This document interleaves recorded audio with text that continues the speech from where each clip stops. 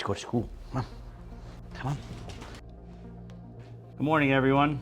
Morning. Yesterday, we had the assignment. We were looking at 3D printed face shields. I also came up with a design. It follows the same 3D hole punch. My first distance learning assignment was about making 3D printers. And then at the end, the question was, do you think you have enough skill to make your own face shield? So it just got me thinking, and that sparked it. I reached out to my department head. They reached out to the superintendent in the schools. Mr. Shulley texted me, oh, are you interested in taking a 3D printer if it's okay with your parents? If I can help the community in even the smallest way through this, I wanted to do it. So we decided to start locally. I know when I delivered to the fire station by West Warwick Town Hall, they were so appreciative. They tried them on, they said that they fit perfect and that they loved them. Really just knowing that I'm helping out the community. We have other workers in the West Warwick public school system who are handing out lunches on a daily basis. And so they're interacting with the public. So that was our first goal. And next thing you know, we had a local hospital who had a need. We decided to partner up with them. This is life-saving for our caregivers. Happy to help.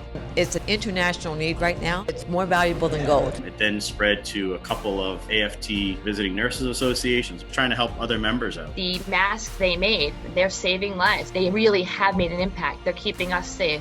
And in turn, we're keeping our families safe and our children safe. And I would love to meet them and give them a hug, although that's not allowed right now. They really have turned this disaster into something very positive. It's really everyone pitching in. I can tell my family or my kids one day, like, oh, we were in a pandemic and this is what my house was working on. We were all together trying to print mask cards. Being able to tell my kids in the future that during this depression moment where this virus was spreading, that I was doing my part and that I was helping. This is going to go down in the history books. Everyone who is helping out right now can say that they helped out a little bit to prevent the spread or keep someone safe.